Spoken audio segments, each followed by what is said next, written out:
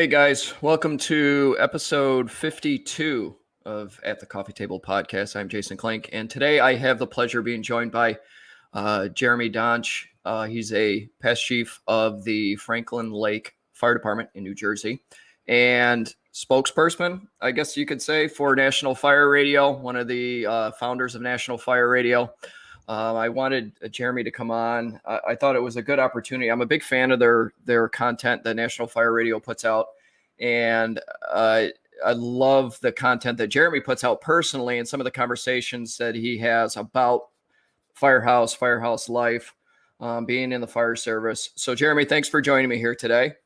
No, absolutely. I'm honored, man. This is cool. It's always fun to talk shop. So I'm in 100%. Awesome. So why don't you give everybody kind of your background in the fire service and how National Fire Radio got started? Yeah. So been a fireman for 25 years, second generation. Absolutely in love with it from day one. I was a student of it from when I was probably 10 years old on, right? It was that, I consider myself very fortunate to be a second generation firefighter because that gives me the ability as a kid to be influenced by it. Right. And so growing up, it was the nostalgia of the badass guys that were, racing down the road, going to fires. And, as a kid, it's just so impactful. And to be able to, watch my father be able to do that and it put him up on a pedestal, if you will, of just puts him above anybody else's father, it's just so cool.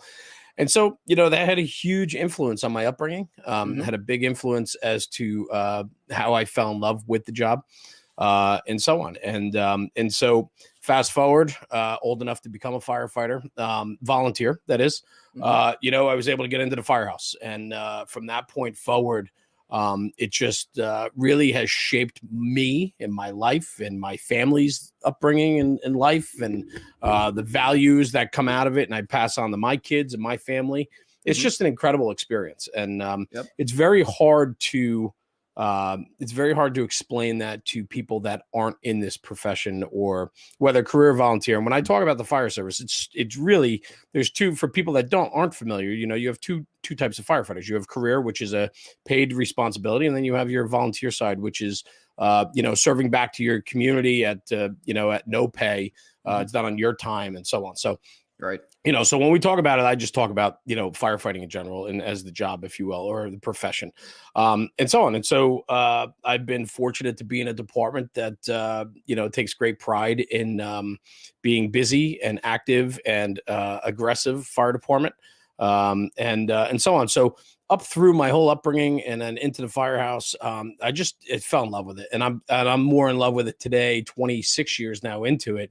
I'm more in love with the fire service today than I've ever been. And I turned 44 years old this year. And about 4 years ago, I said to my wife, 40 years old, I said, I really wanted to do something different for the fire service, that I just thought there was a gap. And I said, it's always been a passion of mine, and I wanted to turn it into more of a full-time thing for myself instead of just volunteering and going to fires and so on. And so she said, well, go after your passion. And so at that point, I really wanted to, I thought about different ways, and I felt that the current market of how we talk about the fire service is very much steeped in tradition, but those traditions have changed. And if we don't change with the times, the message gets lost. And so what I was finding was there was a huge disconnect between the young and old, and the divide was getting greater and greater. And so we have to find ways. We have to be responsible in any industry, but in this case, the fire service, we have to find a way to bridge that gap between young and old, right? Old school technology and know-how versus the new school technology and know-how. And so, and somebody has to facilitate that conversation, and somebody has to do that education. And so that's where I thought there was a big hole. And so, in 2018, I started National Fire Radio, which was strictly a podcast at the time, and some social media, but it was really a podcast that was started in my in-laws' garage with a makeshift studio. I mean, it was ridiculous, awesome. Right? We can get into all that too, but right. Excuse me. And so we start this podcast. Buddy of mine, Rob Ridley, who is my partner in this, and then Sebastian Rollo and Tucker Daly, and the list goes on and on of people that have helped us over time. But Rob and I really, and Sebi, the three of us, from day one, I kind of hooked these guys into this, and they had no idea what they were getting in for. But when I get involved in something, I kind of just go. And what and what happened with this, truthfully, was the podcast started out, and I knew there was a gap. I'm sorry, my phones are in here. I knew there was a gap. And we weren't getting that message out. So the goal of the podcast, like in the fire service, we value the senior man, the guys that have been there a very long time.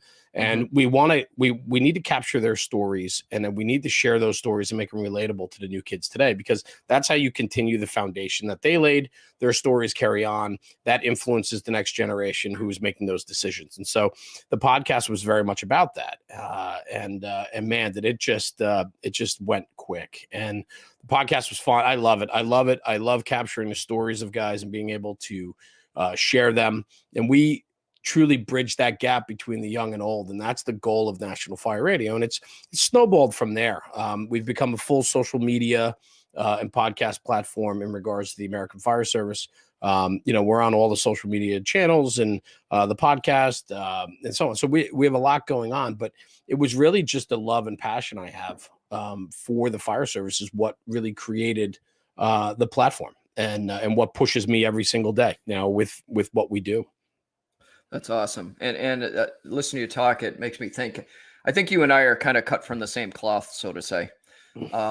Same thing. I grew up in a firehouse. My father was a volunteer firefighter for 33 years, past assistant chief. And from the age of probably 12 or 13, I knew I wanted to be in the fire service.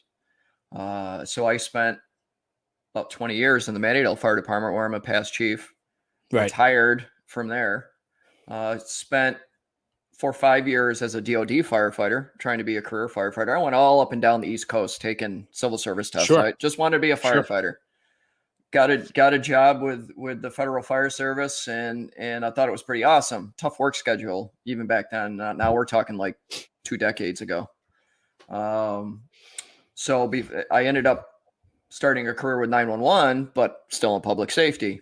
Sure. Then my last few years I spent in the Fairmount Fire Department before I hung up my helmet and gear for good. And my helmets became showpieces, I guess you could say. Right. But it's that, I like how you tell you, it's that same drive and the same motivation and wanting, trying to be the best. I think that's what you said. Your department's always looking for the way to try to be the best, to try to do the best.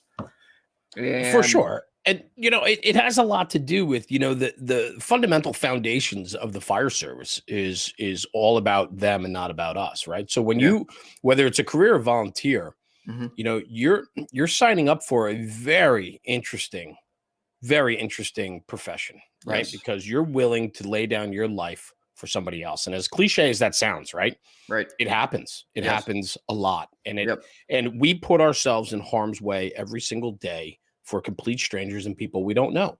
Yep. And there's just something about that, because it's not for everybody. And a lot of people really can't fathom or understand what goes into that. Right. And so for that part of it, that kind of creates the culture of who you are. Right. And then the influences you have. I grew up understanding this, calling, if you will. I understood the sacrifices my father made and the birthdays and holidays he wasn't at, and, and the late nights at the fire and then going to his real job the next day. I understand that. And I live it today. And so it's not for everybody.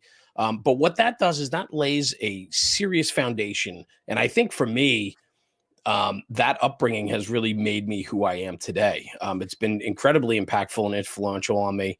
And I wouldn't have it any other way. And with that comes the value of service, the value of respect for others, the value of compassion. There's so much wrapped up into all of this. And it really is like the full, the full package, if you will. Yeah. And it's impactful for sure. Yep. It affects your every day. Absolutely. And, I grew up idolizing and watching the guys that my father worked side by side with, and the hours and days they would spend at the firehouse training and taking care of the equipment and just finding ways to do business better. And that instilled in me that sense of service, that sense of drive in the Yeah. fire service. And it me and some other guys that I had, guys and girls that I had, grew up with in the firehouse, we all watched this and took it to heart, and took it and ingrained it in our own work ethic when it came to our turn to work in the firehouse. And For sure. It's just one of those things that, and now that I'm one of the old guys, at 47, I'm one of the old guys. I see some of the kids that I had the opportunity to train as they were young firemen. They were coming up, and now they're station captains, and I get a sense of accomplishment from that. But then I turn around and the volunteer fire service here in upstate New York, I don't know about downstate, but upstate, it's in a tough way. The volunteers just aren't there anymore. There's a lot of relying on the department next door or departments next door in order to get the job done. It's everywhere. Have you noticed that same kind of shift since we started, 25 years ago? But 25 years ago, we were also having the same conversations too. Yeah. Right. Yeah. Like, and so, it's funny because you consistently hear the same conversation over and over and over. And what it comes down to truly is, what are you doing about it? Right. The culture, the type of department you have, and the culture you have set forward. For myself with National Fire Radio, I travel all over the country. We see different fire departments in all different states. We see career, we see volunteer, we see paid on call, you name it. We've done it. We've documented it. We've talked to people and so on. The volunteer fire service in the United States is suffering. Yes. Big time. And it's not a regional thing. It's all over. And it could be from your affluent communities down to your very tough inner cities that still maintain a volunteer service, right? And everything in between. It doesn't have so much to do, in my eyes, it doesn't have so much to do with the demographics of the area. It has everything to do with time. Yes. When you start thinking about conversations of, when you engage somebody, what do they always complain about? They don't complain about money, really. I mean, everybody would love to have some more money in their pocket, but, nobody complains about money. They complain about time. I just don't have time. Yep. I'm running out of time. I owed you a bio for this show today. It took me 3 weeks to get it to you because it's, like everything in life, right? You have to prioritize because we're so inundated. And today more than ever, I think we are truly busier because we're more engaged on a higher level than we ever used to be. When people worked, I mean, when my father used to work, he'd come home from work and he'd turn it off. Right. Like you have that separation. You no longer in today's society have a separation from anything. Right. I mean, you're always engaged. This device right here, which is probably the most influential, invention ever. Right. Yes. What this does, though, is this now holds us accountable 24 hours a day. Right. And so you don't have the ability to turn it off. And so where I'm going with this is that times have changed. People's priorities are different. A lot of, years ago, Main Street USA, July 4th parades and civic minded people. It's because they were able to compartmentalize lives. And so they had that time because nothing else was filling the gaps at the time. And now you don't really have gaps anymore because when you do have a 5-minute gap, it's this. Right. Yes. It's you're staying engaged more. And so for me, the way I view it is very simply this, that civic minded, more spare time, and true. I mean, economics have something to do with it. 2 jobs, kids have sports. I find a lot of guys in my area, as they develop and grow up with families, their time dwindles because obviously they want to spend more time with their families and their children, and then sports and activities, and the list goes on, right? Yep. But at the end of the day, that is truly what I think is affecting the volunteer fire service in the country is time. Yeah. We talk, they talk a lot about, the training, we require more than we ever used to and things like that. And I'm not a proponent of saying, we need to reduce training or anything else. I think you need to be in a profession like this. And again, profession, whether you're getting a paycheck or not, it's a profession and you need to be proficient 100%. And you need to have top shelf training. Yep. Times have changed. Our environments have changed, fires have changed, building construction has changed. Everything changes over time. So you have to stay current. So the training is just part of the aspect of time. And so what we need is more time. But unfortunately, that's what's working against us. And so it's becoming a challenge for sure. And you're seeing it up where you are. We're seeing it down here. What it takes is proactive, forward thinking by the leadership and the members to admit there's a problem, and then you go find a solution. And I think that's the biggest hang up with the fire service is admitting there's a problem, admitting there's an issue, and doing something to fix it. Head in the sand all the time. Change in the fire service comes slow. Every fire department in the U.S. hates change. It's slow to come by. I recognize we hate change, but we want change. We want change. Which is the funniest thing, right? 100 years of progress being impeded by tradition. Right. Of course. I recognized 15, 16 years ago when I was a chief officer that we were starting to go down a road where it was going to get a lot tougher to keep butts in the seats. And it was going to really take some forward thinking, like you said, and creative thinking in order to get butts in the seats when it counts. There's some departments around me that have done really well with it. They have bunk-in programs and live-in programs and benefits to the members to be in the fire station. So there's some departments around me that do super good at it. Other ones, they keep trudging along like it's 1996 and hope that if they, hit the tones enough that somebody's going to show up. And I think that in this day and age, because of time and that everybody schedules every hour of their day, that even the volunteers should be able to schedule their time in the firehouse, unfortunately. Yeah, I mean, listen, there's a lot to all that, right? But at the end of the day, my personal take on everything is accountability, personal accountability, right? When you take on whether your profession, your career, you're married, so you have a spouse, you have decided to have children, you have children, right? You're a volunteer fireman or career fireman. These are all things in life that you have to be accountable for. And I think what's happening more and more is that there's a lack of self-accountability. There's a lack of responsibility as well. We love, there are a lot of people. I mean, I'm a call it as it is type of guy. And there's a lot of people in this world that love to point fingers, and there's a lot of people that love to point at fault. Yes. And how many guys are stepping up and saying, we have a problem, we're going to make a change? Not many. Many people love to point out flaws. People love to point out the issues, but how many people are willing to get in the trenches and fix it or try to facilitate the conversation to have changes happen? And so that comes down to the accountability, right? That comes down to, you're the chief of a department that's not being progressive and proactive at recruiting and retaining members and addressing the problems. Or you're a chief that's been there for 26 years in the chief position. In the volunteer world, it's very popular all over the country. I talk to people all over the country who are stymied in their positions, that they have people in their departments that want to do more and be better, but they're held down. And a lot of times that comes from just the fact that, complacency, and people aren't comfortable with change and forward progression because they might be forgotten. Most people who limit forward progression and let their people do their thing have lack of confidence in their own skills sets, mindset.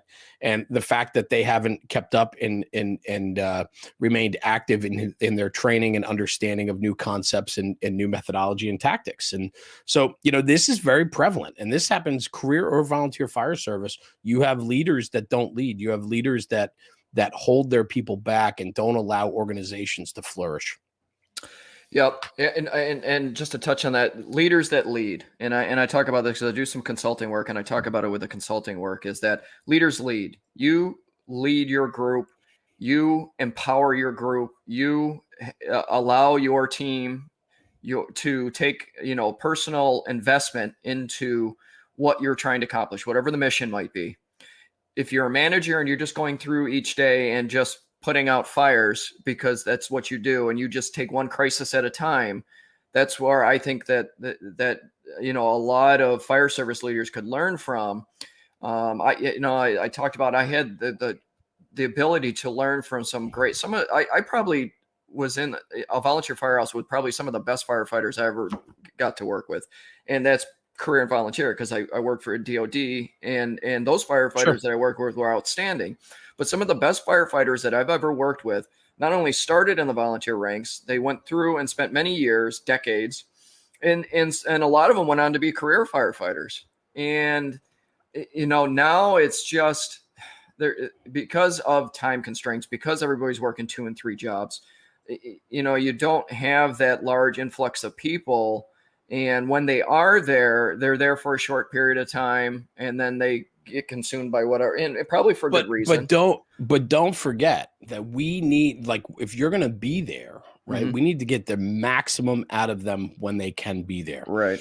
And so, that comes down to really assure leadership in a position where you want to maximize your people to the most potential they can give you in the amount of time they can give you. Yes. And I think that message gets lost because we like to hold people accountable when it's convenient, Yeah. And when you think about that, it's some things aren't an issue, and then petty things become an issue, and so the consistency and all of that becomes troubling. And so it's tough, man. It's tough to be a valued, strong leader with conviction and understanding how to control people, how to manage people, and how to boost people up. But some of the best managers I've ever seen are people that let their people do what they do best. Absolutely. Let them do what they do best. Let them do their jobs, and let them make a decision. If it's the right decision, pat them on the back. If it's the wrong decision, then let's talk about it and see how we can do this better.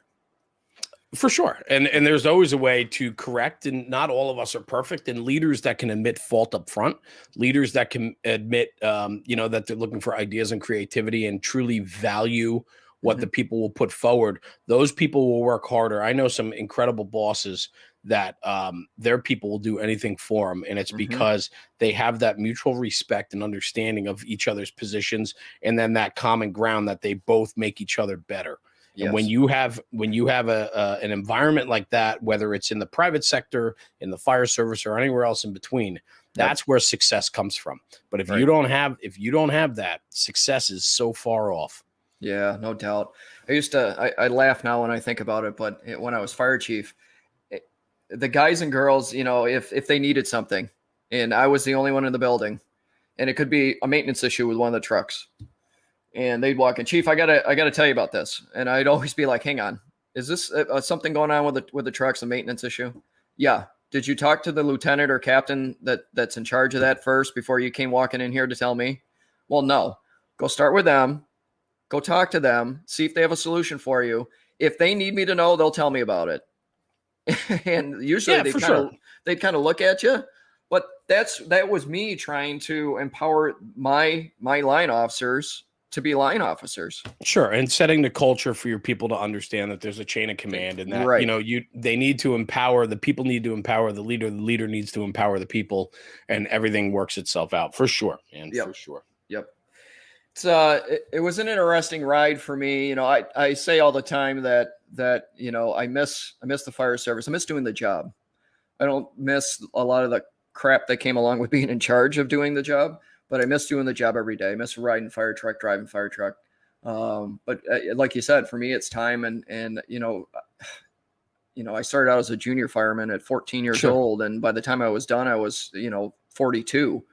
So I could never envision myself walking away from it. Yeah. It's hard. Just couldn't. I have so many irons in the fire, and yet I still value that engine. I still value going to fires. And I think for me, this is me, right? Yep. And the reason why I say that is because I'm so in love with the craft of it. I am so in love with getting dirty, getting beaten up, challenging myself, working. I mean, there is nothing, literally nothing better than a good fire coming out and just getting and regrouping with your crew and just having an incredible conversation, because nowhere, unless you're in an environment like that, could you ever understand the power of that conversation and the power of what everybody just went through to a successful conclusion, right? Making that push and then holding yourself accountable for it, and holding yourself accountable if you didn't follow through on what you should have done or you could have done better, and understanding that. Some of my favorite pictures from the fireground are when you're out and you're regrouping with your crew. I mean, the power of that conversation, I can't even put it into words what you feel. And people that aren't in the fire service just they couldn't fathom. I mean, military, police, things like that, where you're challenged under unbelievable conditions to perform, and you perform well and you do your job. And, we don't come out looking for recognition. We come out to high five each other and say, man, that went great. What an incredible, experience. But what could we have done better? We build our crew from that. Absolutely. We get stronger and we learn from it. But that, to me, man, I have to have that in my life. And that's what pushes me, man, because that's the challenge. I mean, I enjoy everything else I do in life. I mean, don't get me wrong. I have a lot going on, but man, there is nothing better than to first do fire and going to work and everything that comes from that. The self push of yourself and testing your own limits, putting yourself through what you just went through, but also the aftermath and the camaraderie and the closeness and brotherhood you have with the people that you're with, and that what you share is just indescribable, truly. It's so, I'm sitting here thinking that I have more stories, and so my wife, she's never been anywhere around the firehouse, doesn't know anything about public safety. So I'll try to share stories that pop into my brain every now and again, but she kind of, humors me and goes along with it. And so I don't have anybody to tell stories to. And I tell you what, I remember a lot of the good stuff. I remember every mistake. Sure. And realistically these days for me, outside of an odd conversation, the only one I have to talk about the fire service was my old man, but his fire service was from the early to mid 80s and mine was it was the early to mid 90s. So we a lot of times we have a very difference in opinion on stuff that's going on, which makes for great storytelling. Absolutely. And that's how this podcast was started. Just my memories of sitting in the firehouse, sitting in the kitchen, drinking whatever beverage, coffee, whatever. And like we were talking about off camera, was solving all the world's problems in an hour or two. We would talk about the fire service and cure every ailment of the fire service. And then we talk national news. You have, in the firehouse, you have doctors, lawyers, accountants, and truly they might not be, but they're your sounding board, right? Like, yes. The interesting thing about the volunteer fire service is you get people from all walks of life, every single type of profession, from doctors to, and everything in between, right? And so, you get that influence, but it's incredible to watch because what I always talk about in the fire service is it doesn't matter. People outside of the fire service don't understand how you can be friends with an 18-year-old man and a 95-year-old gentleman, right? And everybody in between, because in the fire service there is no age. There's no age. We don't treat people different. In the real world, we do. We talk to people differently based upon where they are and compared to you in your life. And you talk to an 18-year-old kid, you treat him like more of a kid, if you will, and so on. And you coddle them maybe a little bit more. The older gentlemen, you show them, however you talk to older people, right? And then everything in between. But at the firehouse, there's no distinction.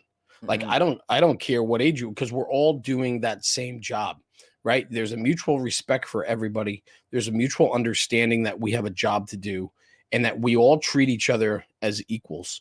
And, with everything going on in this world, it's funny for me as a fireman to sit here and go what the fire service, I don't know. I mean, everybody is the same person in my eyes. Like you don't distinguish between race, ethnicity, religion. It's not even a question. No. Right. It doesn't even come up. Right.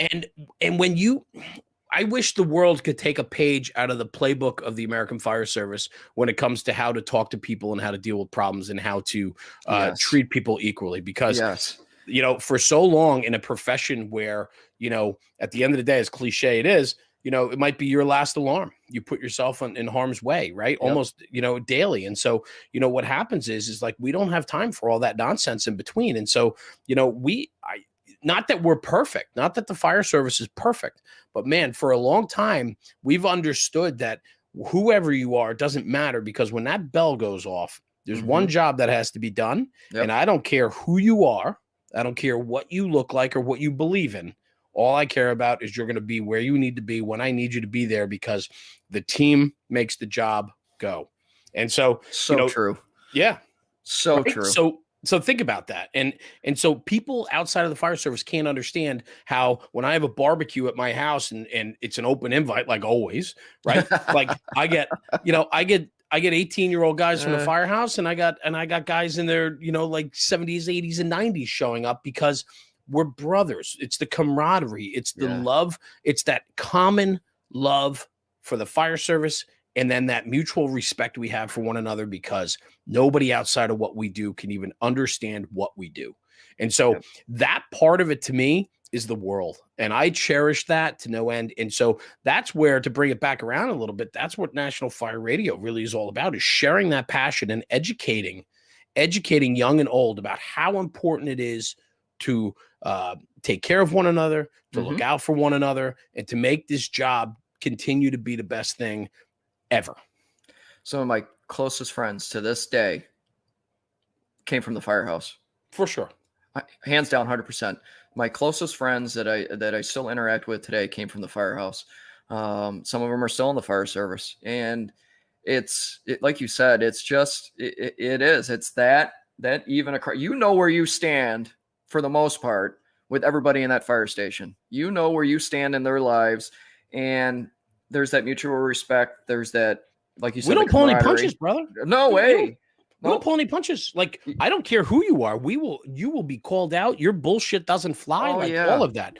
So that's the thing. That's the thing. That's where we don't tolerate the nonsense. And that's what I was referring to before. I don't care who you are. You're there to do that job. Let's do that job. And I don't care, I don't care what happened 20 minutes earlier. We'll talk about that later, right? Like, I don't care. You're up. I don't care.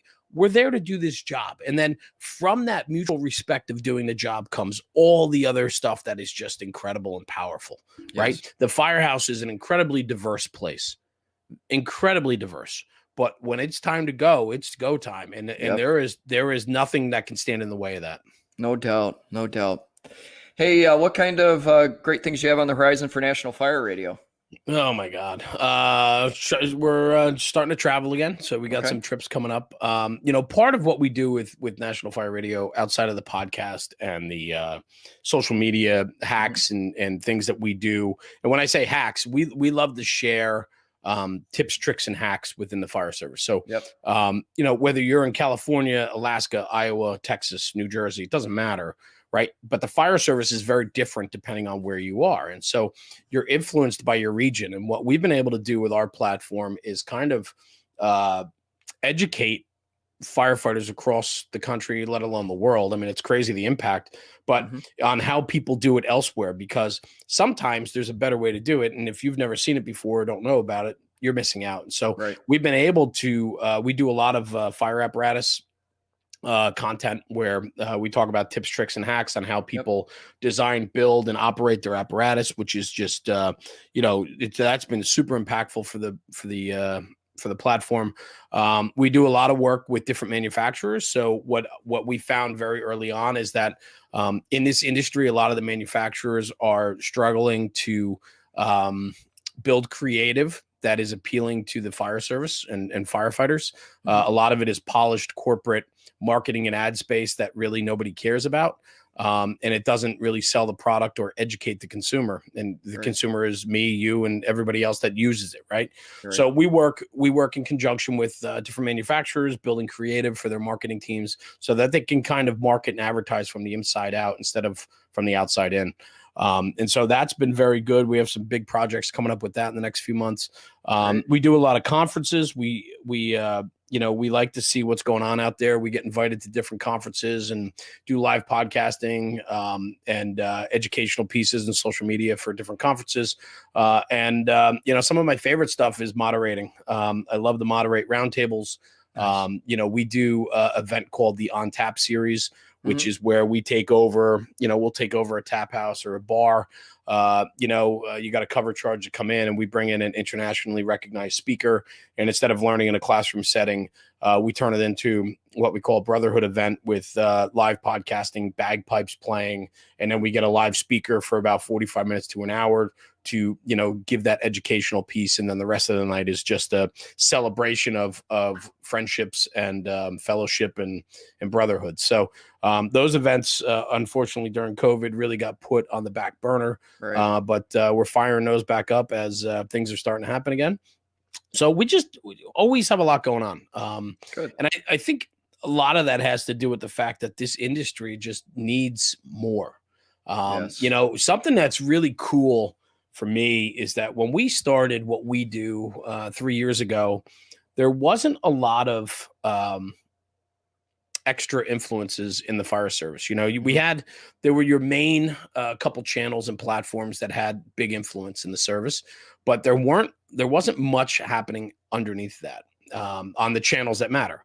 When I say channels that matter, it's you got to look at where the attention is today. And if you're not, look at you have a podcast. And why? Because audio is big and podcast helps build your business. Podcast helps build your brand, your personality, and everything else. Right. So understanding that and then relating that to the end consumer is so important.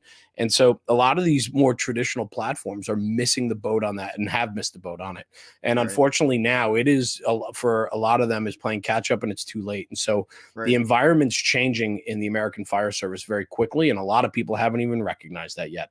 And so what's happening is that it's left a lot of opportunity on the table. And so, anywhere where we can be to spread the word, get the message out there and create a presence is super important to me because our message is on point. And it's very much, we are protecting and capturing the traditions and cultures of the fire service. And that to me is more important than anything. Tactics are important. Understanding how to train correctly. And so when we do go to work, we know and have the skills to do so, hugely important. But we can't let the institution of the American Fire Service dwindle because we're not doing our part to make sure we're pushing that ahead. Right. Yeah, so super important for us. And that's the mission. That's always been the mission. And that will continue to be the mission for a long time to come. That's awesome. Are you on Clubhouse? I am. Love it. Yeah, it's a cool. It is a game-changing platform. Yes. I moderated one last night, and it was just incredible. I'm putting a lot behind it.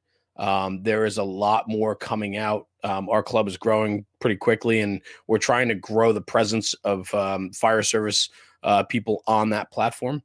But there is just so much to that, man, and I am pumped. So I'm glad you're on that because I think there's a lot there for sure. Yeah, absolutely. Yeah, I've been checking it out and trying to find my place on that platform because, like you said, that is a game changer by far.